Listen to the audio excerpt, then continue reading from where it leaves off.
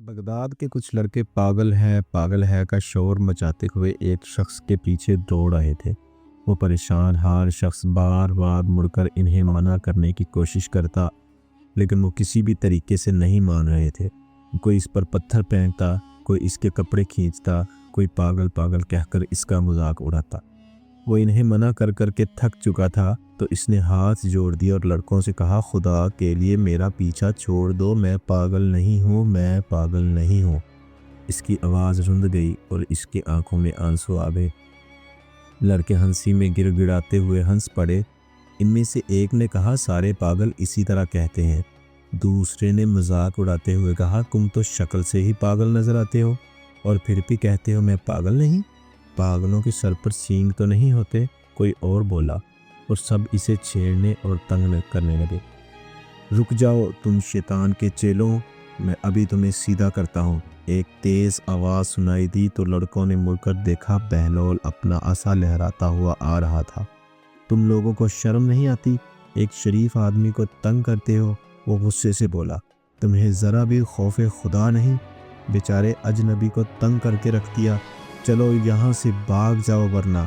इसने दांत पीसकर लाठी उठाई तो लड़के सर पर पांव रखकर भाग गए। इस शख्स की जान में जान आई। इसने अपना लिबास दुरुस्त किया और हिम्मत बांधते हुए कहा, आपकी बहुत मेहरबानी। अगर आप न आते तो ये शरारती लड़के मुझे वाकई पागल कर देते। इसकी आंखें भीग गईं। बहलोल ने इसकी तरफ देखा। वो शक्ल सूरत और लिबास से अजनबी मालूम हो रहा था।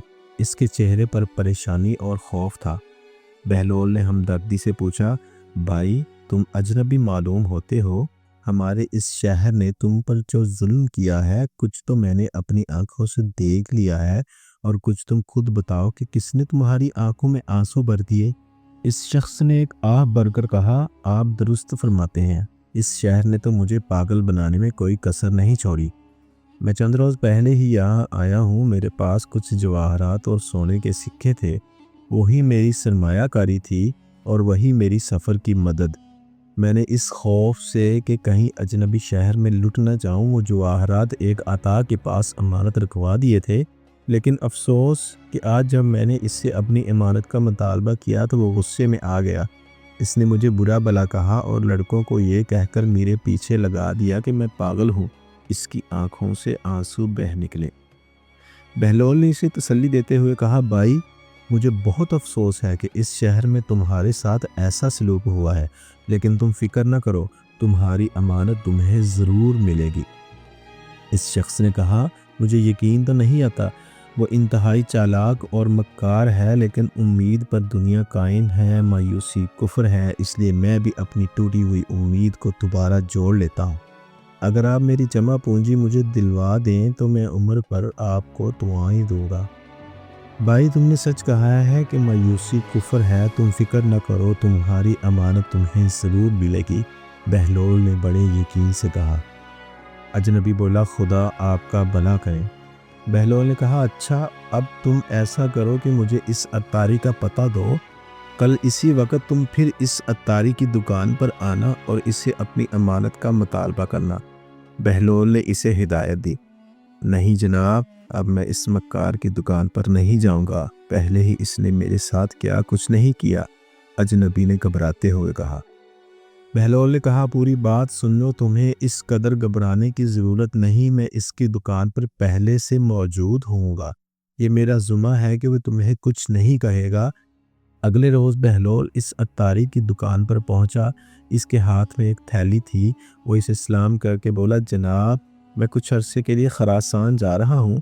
दूर का सफ़र है। खुदा मालूम वापस आऊँ या ना आऊँ। राह में डाकुओं का भी ख़तरा है। ये मेरी जमा पूंजी कुछ जवाहरात और 3000 अशरफियाँ हैं। आप इन्हें मेरी अमानत समझ कर रख लें। अगर मैं 6 माह बाद वापस आ गया तो अपनी अमानत ले लूँगा। अगर मुझे वापस आना नसीब ना हुआ तो आप इस रकम से कोई मस्जिद बनवा दें।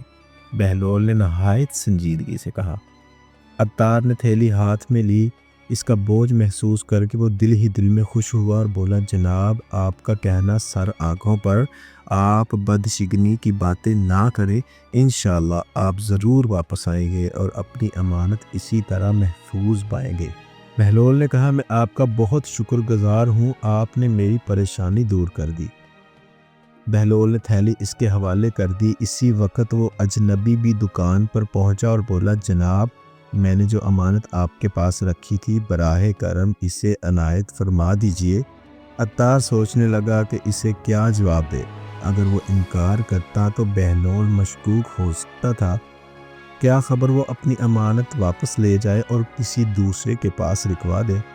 بہلول کی تھیلی اس کی تھیلی سے زیادہ وزنی تھی اور بہلول خلیفہ کا رشتہ دار بھی تھا، اسے اکثر اور بیشتر خلیفہ سے تحفے ملتے رہتے ہیں، یقیناً اس کے جواہرات زیادہ قیمتی ہوں گے۔ یہ سوچ کر اس نے اپنے ملازم سے کہا کہ وہ اجنبی کی تھیلی لائے اور اسے دے دے۔ ملازم نے تھیلی لی اور دعائیں دیتا ہوا چلا گیا۔ بہلول بھی عطار کو خدا حافظ کہہ کر رخصت ہو گیا۔ عطار نے بے چینی سے وہ تھیلی کھولی تاکہ اس کی مالیت کا اندازہ کر سکے۔ یہ دیکھ کر اس کی آنکھیں کھلی کی کھلی رہ گئیں کہ تھیلی میں لوہے اور شیشے کے ٹکڑے بڑے ہوئے تھے۔ ادھر اجنبی شخص نے بہلول دانا کا شکریہ ادا کیا۔ دوستو یہ کہانی ہمیں یہ سبق دیتی ہے کہ کبھی بھی کسی اجنبی کے پاس اپنی امانت نہ رکھوائیں۔ اگر آپ کو یہ کہانی پسند آئی ہے تو ہمارے چینل قلم نامہ آفیشیل کو سبسکرائب کریں اور اپنی رائے ہمیں کومنٹس میں ضرور کریں۔